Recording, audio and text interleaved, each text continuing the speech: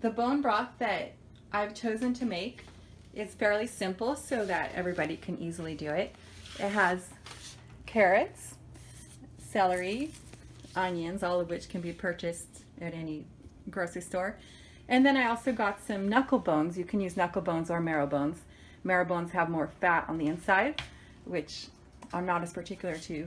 And the knuckle bones tend to have a little bit more cartilage, which I actually enjoy.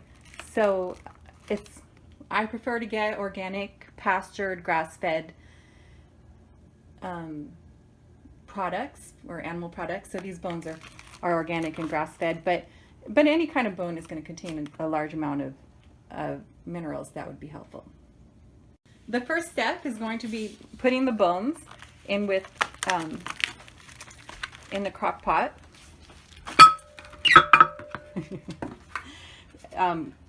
With some vinegar and some water, and we'll let them sit for an hour so that the vinegar can help dissolve the bones and release some of the minerals. So there we have the bones in the crock pot.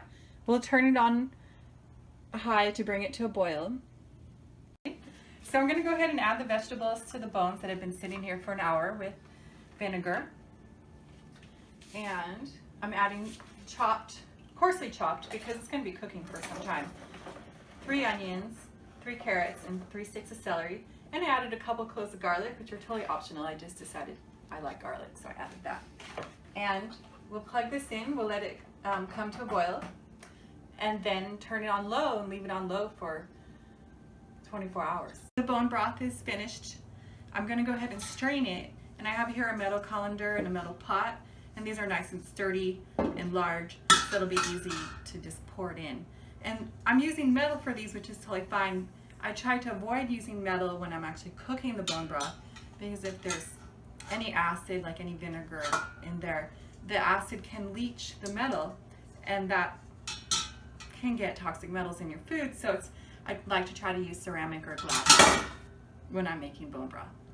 So you can make anything with bone broth. Bone broth is an excellent nutritional base. You could just drink bone broth plain if you like. I like it that way, actually, with some salt, a little parsley and lemon. But I'm making a little soup today. So now to make the mushroom soup. So to go in the soup, I'm going to start with an onion that's going to be sauteed. And then I'll add some carrot and some potato and cook them until they're soft. And then I'll add some chopped zucchini and some mushrooms. And the beautiful maitake mushrooms from all their stuff.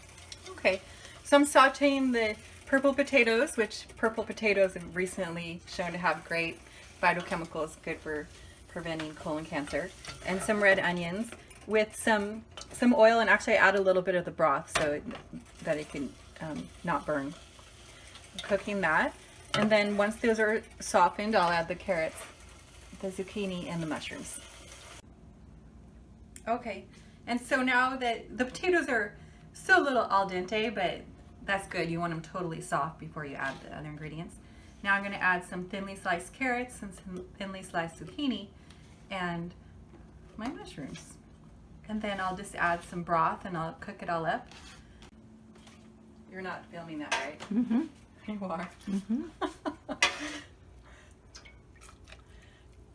I think that's good. Do we need more? Should I just put more?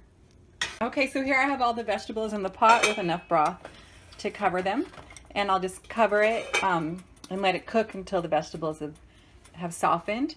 And I forgot to mention that I actually did add some salt while I was sauteing the onions, which actually, if you add it while the onions are sauteing, it makes them taste much better. And I don't know why, it somehow reacts with the onions and they taste nicer. I'll pour the soup in the bowl. The mushrooms look delicious.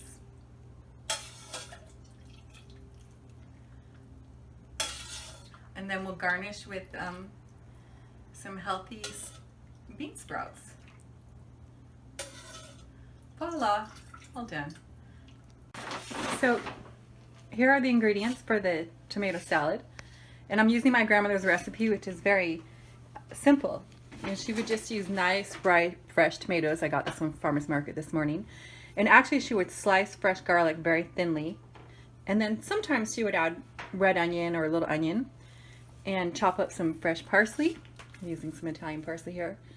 I'm adding additionally some orange little cherry tomatoes because I figured this being nutrition class, it'd be great to show us using more different colors of produce and have a greater variety of phytonutrients.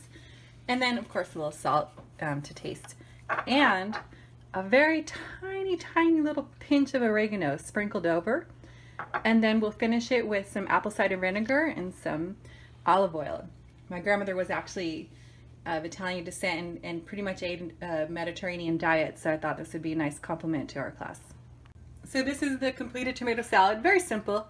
Just chopped up all the ingredients, put the parsley on top. Tomato salad and bone broth mushroom soup.